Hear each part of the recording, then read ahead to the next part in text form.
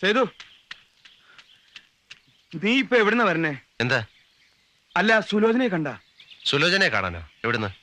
അല്ല, നിങ്ങൾ തമ്മിൽ എന്താ പ്രശ്നം എന്ന് എനിക്കറിയില്ല. അവള് മുറിയുടെ വാതിലടച്ചിട്ടിട്ട് ഒരേ ഒരു കരച്ചിലായിരുന്നു. ആര് എന്ന് വിളിച്ചിട്ടും വാതിൽ തുറന്നില്ല. ഉച്ചയ്ക്ക് വല്ലതും കഴിക്കാൻ വേണ്ടി ചെന്ന് വിളിച്ചപ്പോ വാതിൽ തുറന്നെടുക്കുന്നുണ്ട്, അവൾ അവിടെ ഇല്ല. എവിടെ പോവാനാ സാധ്യത? ഞാൻ ഇതിന്റെ ഇടയിൽ പോലീസ് സ്റ്റേഷനിൽ എന്ന് പറഞ്ഞു. അമ്മാവനും വിവരം അറിയിച്ചിട്ടുണ്ട്. എന്തായിരുന്നു സേതു നിങ്ങൾ തമ്മിലുണ്ടായത്?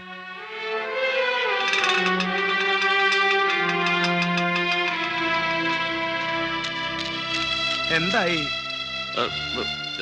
നമുക്കൊരു അത്യാഹിതം സംഭവിച്ചിട്ടുണ്ടാവില്ല എന്ന് ഊഹിക്കാം. പക്ഷേ ഒരു വിവരം കേട്ടു. എനിക്ക് അവിടം വരെ പോയി നോക്കാനുള്ള ധൈര്യം ഇല്ലാത്തതുകൊണ്ട് ഇങ്ങോട്ട് പോന്നതാ. എന്ത് വിവരം? അവിടെ ഒരു പെൺകുട്ടി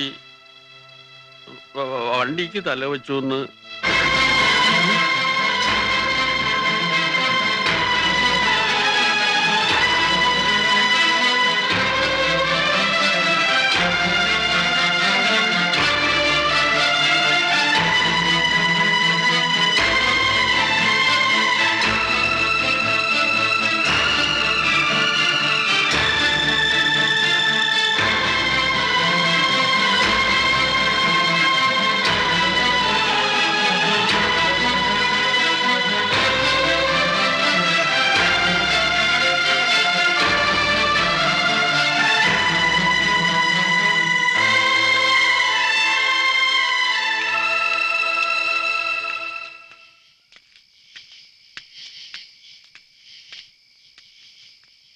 നിങ്ങൾ ഇത് എവിടെയായിരുന്നു? അന്വേഷിക്കാൻ ഇനിയൊരു ഇടവും ബാക്കിയില്ല. നീ ആത്തിയെന്ന് നോക്ക്.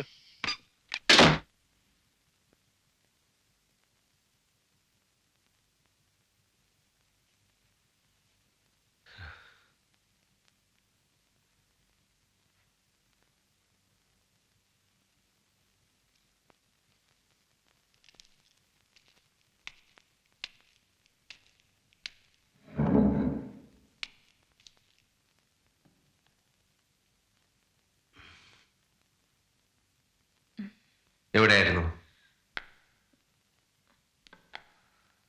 ചോദിച്ചു കേട്ടില്ലേ?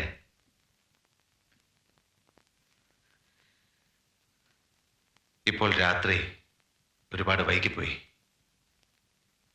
നാളെ നേരം വെളുക്കുമ്പോ ഇവിടുന്ന് യാത്ര പുറപ്പെടാൻ ഒരുങ്ങിക്കൊള്ളൂ. നിന്റെ വീട്ടിലേക്ക് പൊരുത്തപ്പെട്ടു പോകാൻ കഴിയില്ല എന്ന് പൂർണ്ണമായി ബോധ്യമായി കഴിഞ്ഞാൽ പിന്നെ വേഗം അകലുന്നതല്ലേ നല്ലത്. വേണ്ട, ആ വിളി കേട്ട് സന്തോഷിച്ചിരുന്ന സേതു ഇപ്പോഴില്ല. അധികം സംസാരിച്ച് കൂടുതൽ വഷളാക്കണ്ട. ഇങ്ങനൊന്നും പറയരുത്. ഞാൻ തകർന്നു പോവും. എനിക്ക് വേദനിക്കും. എന്നെ ഓർത്തില്ല, എന്നെ കണ്ടില്ല എന്നല്ലാതെ നീ എപ്പോഴെങ്കിലും എന്നെ കുറിച്ച് ഓർത്തിട്ടുണ്ടോ? നിന്നെ കാണാനില്ല എന്നറിഞ്ഞത് മുതൽ ഞാൻ അനുഭവിച്ച വേദന, ഞാൻ തിന്ന തീ, നിന്നെ കുറിച്ച് മാത്രം ആലോചിക്കുന്ന നിനക്കത് മനസ്സിലാവില്ല. എന്തായിരുന്നു ഉദ്ദേശം? എന്നെ ഭയപ്പെടുത്തി സ്നേഹം സമ്പാദിക്കാനോ? അതോ എന്റെ ഒരു നല്ല ദിവസം നശിപ്പിച്ച് സന്തോഷിക്കാനോ? ഒരു സമാധാനത്തിന് വേണ്ടി ശ്യാമയുടെ വീട് വരെ. അവിടെ നിന്റെ അമ്മയുടെ നായരുണ്ടായിരുന്നു സമാധാനിപ്പിക്കാൻ. ഇങ്ങനെയുള്ള വാക്കുകളൊന്നും എന്നോട് ഒരിക്കലും. കുറെ അധികം ചക്കര വാക്കുകൾ ഊട്ടി വളർത്തി നിന്നെ ഞാൻ വഷളാക്കി. ആ സേതു ചത്തു. പുതിയ സേതുവിന് എടുത്താൽ പൊങ്ങാത്ത ഭാരമാണ് നീ ഇപ്പോ. എന്നെ മനസ്സിലാക്കാൻ കഴിയാതെ എന്നെ സ്നേഹിച്ച് കൊല്ലുന്നൊരു ഭാര്യയെ സഹിക്കാൻ ഇനി എനിക്ക് വയ്യ. ക്ഷമിക്കണം, ക്രൂരമാണ്, അറിയാം. ഇതിലും ക്രൂരമായിട്ട് എന്തെങ്കിലും നാളെ സംഭവിക്കാതിരിക്കാൻ വേണ്ടി ഞാനെടുത്ത ഉറച്ച തീരുമാനമാണ്.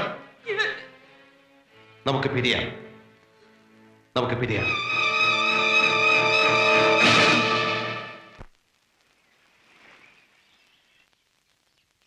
സ്നേഹിച്ച് കല്യാണം കഴിച്ചവരാത്ര വർഷമൊന്നും തികഞ്ഞില്ല.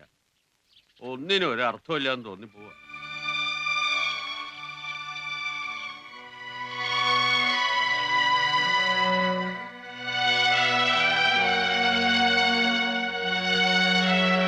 സേതു,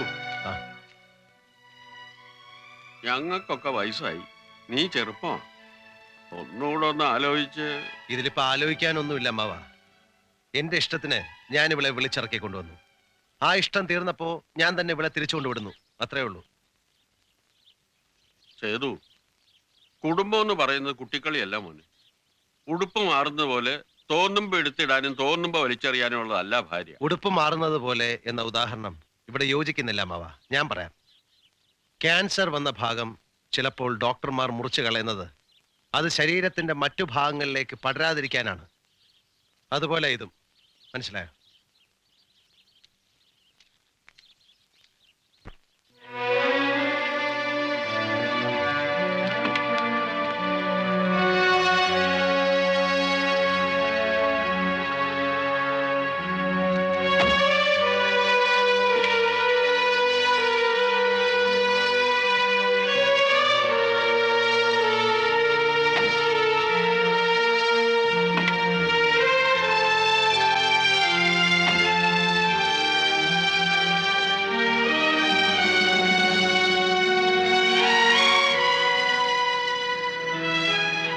കാലത്തൊന്നും കഴിച്ചില്ലല്ലോ.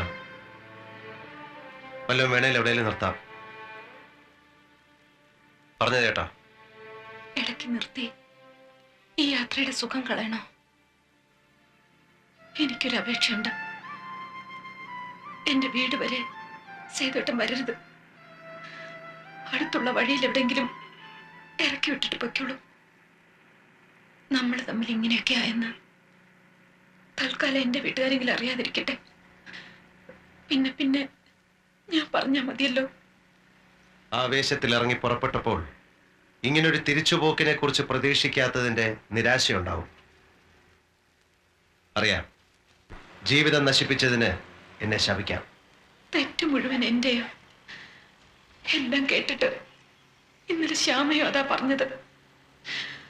ഒരുപാട് സ്നേഹവും സ്വപ്നവും കൊണ്ട് ഞാൻ സേതുവേട്ടന് സ്വൈരം തന്നില്ലെന്ന്. എന്റെ മനസ്സ് മുഴുവൻ നടക്കാത്ത മോഹങ്ങളാണത്ര. അതൊക്കെ ശരിയാണെന്ന് തോന്നിയോ? എനിക്കറിയില്ല. അതെ, അറിയില്ല. ഞാൻ ഭൂമിയിലും നീ സ്വർഗത്തിലും ജീവിച്ചു. അവിടെ തെറ്റുപറ്റിയത്.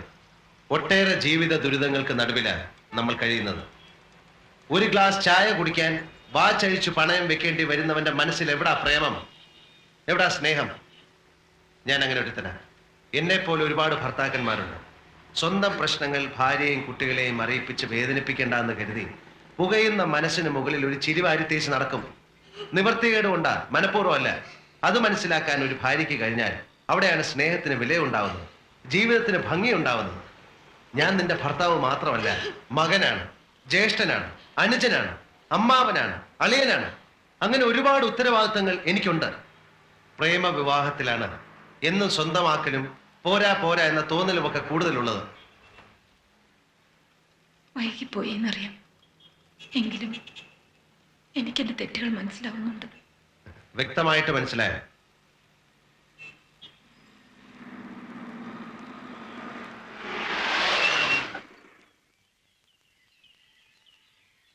എങ്കിൽ പിന്നെ നമ്മളിപ്പം എന്തിനാ പിരിയുന്നത്?